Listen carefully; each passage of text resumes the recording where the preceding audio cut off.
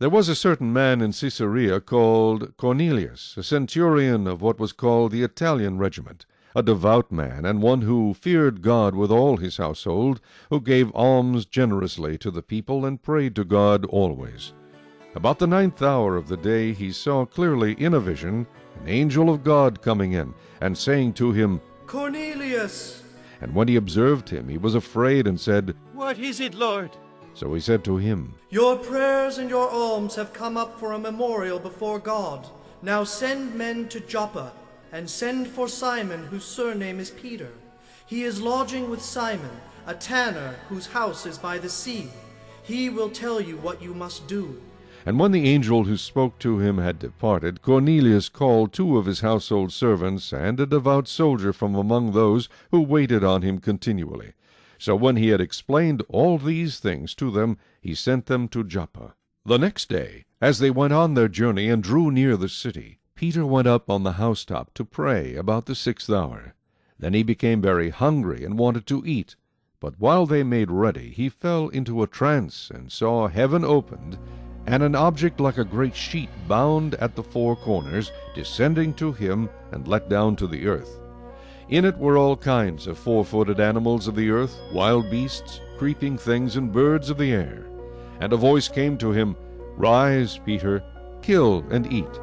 But Peter said, Not so, Lord, for I have never eaten anything common or unclean. And a voice spoke to him again the 2nd time, What God has cleansed you must not call common. This was done 3 times, and the object was taken up into heaven again. Now while Peter wondered within himself what this vision which he had seen meant, behold, the men who had been sent from Cornelius had made inquiry for Simon's house, and stood before the gate. And they called and asked whether Simon, whose surname was Peter, was lodging there. While Peter thought about the vision, the Spirit said to him, Behold, 3 men are seeking you. Arise, therefore, go down, and go with them, doubting nothing, for I have sent them. Then Peter went down to the men who had been sent to him from Cornelius, and said, Yes, I am he whom you seek. For what reason have you come? And they said, Cornelius the centurion, a just man, one who fears God and has a good reputation among all the nation of the Jews, was divinely instructed by a holy angel to summon you to his house and to hear words from you. Then he invited them in, and lodged them. On the next day Peter went away with them, and some brethren from Joppa accompanied him. And the following day they entered Caesarea.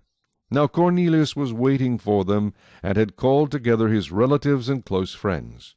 As Peter was coming in, Cornelius met him, and fell down at his feet, and worshipped him. But Peter lifted him up, saying, Stand up.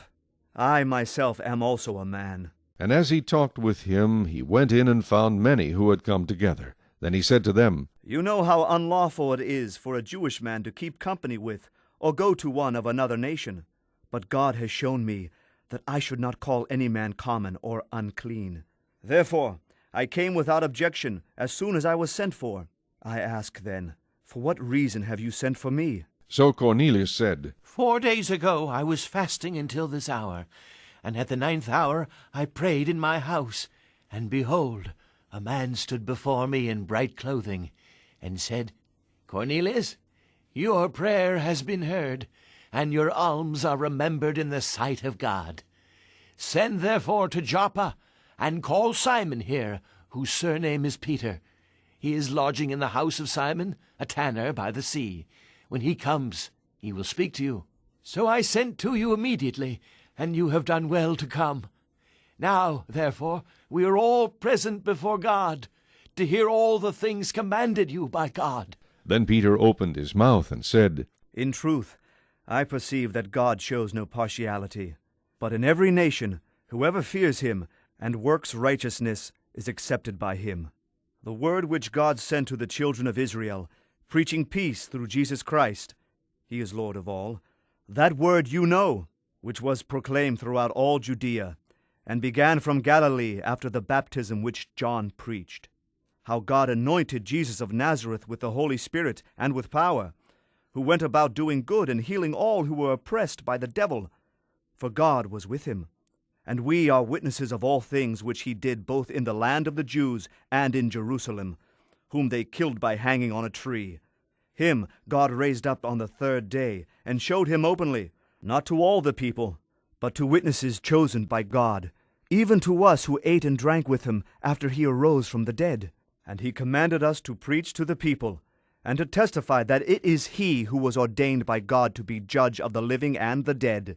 To him all the prophets witness that, through his name, whoever believes in him will receive remission of sins. While Peter was still speaking these words, the Holy Spirit fell upon all those who heard the word, and those of the circumcision who believed were astonished, as many as came with Peter, because the gift of the Holy Spirit had been poured out on the Gentiles also. For they heard them speak with tongues and magnify God. Then Peter answered, Can anyone forbid water, that these should not be baptized who have received the Holy Spirit just as we have? And he commanded them to be baptized in the name of the Lord.